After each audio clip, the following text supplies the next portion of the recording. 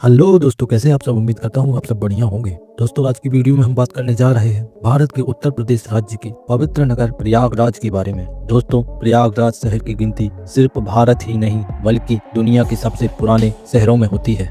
दोस्तों, वर्तमान समय में प्रयागराज शहर की कुल आबादी लगभग 14,50,000 के आसपास है। ये शहर होने के साथ एक जिला भी है और पूरे जिले की आबादी 60 लाख के आसपास है। प्रयागराज उत्तर प्रदेश का ही नहीं बल्कि पूरे भारत के सबसे तेजी से विकसित होने वाले शहरों में से एक है। दोस्तों, धर्म की बात की जाए तो यहाँ पर 76% लोग हिंदू समुदाय के हैं तो वहीं करीब 22% लोग इस्लाम धर्म को मानते हैं। इसके अलावा 2% आबादी में जैन, बौद्ध और ईसाई धर्म को मानने वाले हैं। दोस्तों, ये शहर सिर्फ धार्मिक और सांस्कृतिक दृष्टिकोण से बेहद खास है बल्कि इसका अपने आप में ऐतिहासिक और राजनीतिक का भी खासा महत्व है। दोस्तों, प्रयागराज का इतिहास सृष्टि के निर्माण जितना पुराना माना जाता है। कहा जाता है कि ब्रह्मा जी ने सृष्टि के निर्माण के बाद प्रयागराज में आकर एक यज्ञ किया था। पहले इस जगह को प्रयाग के नाम से जाना जाता था,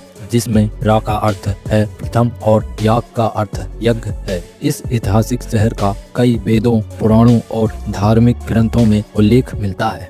दोस्तों, प्रयागराज को आज भी बहुत से लोग इलाहाबाद के नाम से जानते हैं, लेकिन सदियों तक इसे प्रयाग के नाम से ही जाना जाता था। फिर सन 1570 के आसपास मुगल बादशाह अकबर जब इस स्थान से गुजर रहे थे तो उन्हें ये शहर बहुत पसंद आया। फिर उन्होंने प्रयाग का नाम बदलकर इलाहाबाद कर दिया। इलाहाबाद का मतलब होता है अल्लाह का शहर, लेकिन बाद में ये इलाहाबाद के नाम से फेमस हो गया। उत्तर प्रदेश के मुख्यमंत्री योगी आदित्यनाथ ने इलाहाबाद का नाम बदलकर प्रयागराज कर दिया था। लंबे समय से इस शहर के लोग अकबर द्वारा रखे इस शहर का नाम बदलने की मांग कर रहे थे। भले ही इस शहर का आधिकारिक नाम प्रयागराज हो गया है, लेकिन आम लोग इसे इलाहाबाद के नाम से ही बुलाना पसंद करते हैं। दोस्तों, यह नगर 1857 की क्रांति का भी एक प्रमुख केंद्र रहा है। सन 1801 में ब्रिटिशर्स ने प्रयागराज को अपने कब्जे में ले लिया था। सन 1920 में महात्मा गांधी ने अहिंसा आंदोलन की शुरुआत प्रयागराज से ही की थी। 1 नवंबर 1858 को ब्रिटिश सरकार ने प्रयागराज में एक शाही दरबार का आयोजन किया था। तब इस शहर को एक दिन के लिए भारत की राजधानी बनने का गौरव मिला था। 1888 में कांग्रेस का चौथा अधिवेशन प्रयागराज में ही हुआ था। इसके बाद 1892 में और 1910 में भी यहाँ पर कांग्रेस की अधिवेशन आयोजित किया गया। इसके अलावा भी ये शहर कई ऐतिहासिक घटनाओं का गवाह रह चुका है। दोस्तों, चंद्रशेखर आजाद ने इसी शहर के ही अल्फ्रेड पार्क में खुद को गोली मार, क्योंकि उन्होंने प्रतिज्ञा ली थी कि वो जीते जी कभी अंग्रेजों के हाथ नहीं आएंगे। भारत के प्रथम प्रधानमंत्री पंडित जवाहरलाल नेहरू जी का घर भी इसी शहर में है।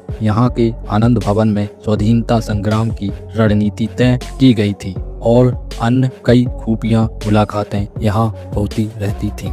दोस्तों, सबसे अच्छी बात यह है कि आज की पीढ़ी को पूर्व पुरुषों द्वारा की गई आजादी के आंदोलन के बारे में जानकारी देने के लिए आनंद भवन को एक टूरिस्ट प्लेस के तौर पर विकसित किया गया है, जहां आजादी के पहले की कई चीजें आप देख सकते हैं। दोस्तों, प्रयागराज को सिटी ऑफ प्राइम मिनिस्टर भी कहा जाता है, क्योंकि भारत के 15 प्रधानमंत्रियों में से 7 प्रधानमंत्री इसी शहर ने दिए हैं। पंडित जवाहरलाल नेहरू, लाल बहादुर शास्त्री, इंदिरा गांधी, राजीव गांधी, गुलजारी लाल नंदा, विश्वनाथ प्रताप सिंह और चंद्रशेखर का संबंध इसी शहर से है। साथ ही कई महान हस्तियां प्रयागराज से ताल्लुक रखती हैं, जिनमें हरिवंश राय बच्चन, अमिताभ बच्चन, सूर्यकांत त्रिपाठी, निराला, ध्यानचंद और मुरली मनोहर जोशी जैसे नाम शामिल हैं। दोस्तों, इस शहर का नाम सुनते ही सबसे पहले कुंभ मेले की तस्वीर दिमाग में आती है। 12 साल में एक बार महाकुंभ और 6 साल में एक बार अर्ध कुंभ का आयोजन प्रयागराज में होता है। इस दौरान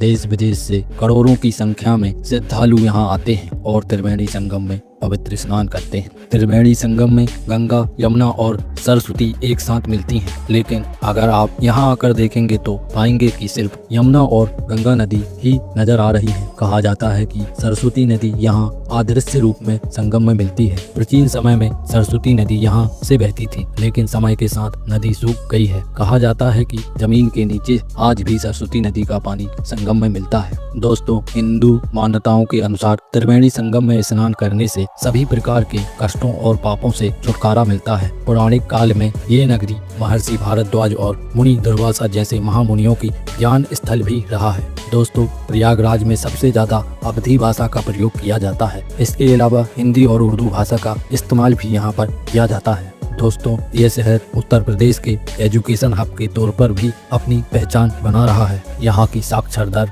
75% है और ये उत्तर प्रदेश का सबसे अधिक साक्षरता दर वाला जिला भी है। दोस्तों, प्रयागराज को उत्तर प्रदेश की न्यायिक राजधानी के तौर पर भी जाना जाता है। यहीं पर उत्तर प्रदेश का हाई कोर्ट मौजूद है, जिसकी स्थापना 1868 में की गई थी।